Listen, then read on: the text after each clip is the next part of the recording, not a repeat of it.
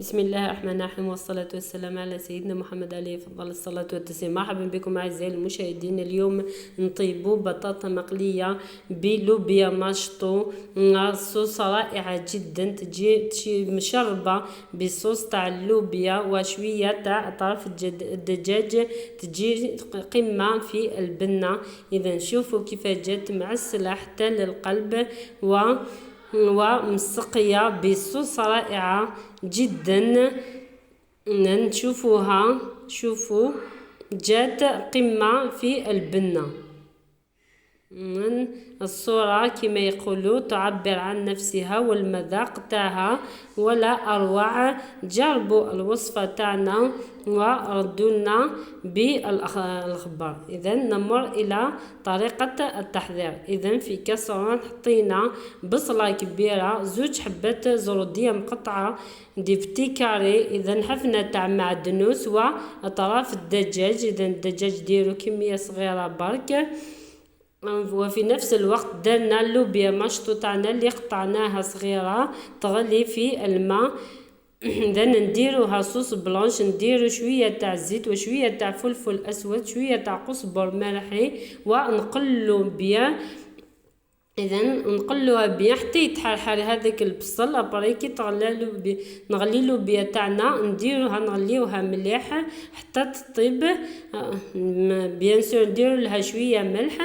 ابري نديروها في الصوص تاعنا، نزيدو نقلوها شويه مع البصل هذاك والزروديه والدجاج هذاك اللي طلق كاع البنه تاعو.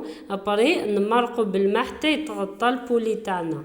اذا نمرقو، شوفوا نمرقو حتى يتغطى. اذا نشوفوا بعد ما اذا اختارت هذيك المرقه تاعنا، شوفوا كيف في نفس الوقت درنا البطاطا تاعنا اللي قطعناها دي بتي كاري تتقلى.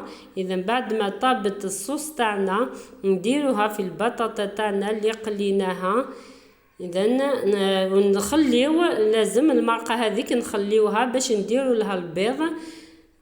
نرفدو برك الخضر هذيك الزروديه البصل، الخضر هذيك نرفدوها نديروها في البطاطا، ونفتتو هذيك الدجاج اذا قطع صغيره، ونخليو هذيك المرقه هذيك نديرو لها. اذا نشوفوا المرقه اللي تبقات لنا كاع نديرو لها 3 حبات بيض مع شويه ملح، شويه تاع فلفل اسود.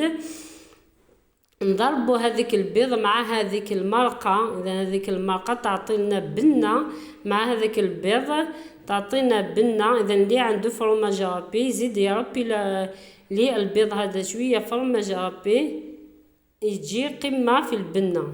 اذا نغطوه بالغطايه حتى يطيب كاع هذيك البيض وتتشرب البطاطا هذيك لاصوص والبيض هذاك.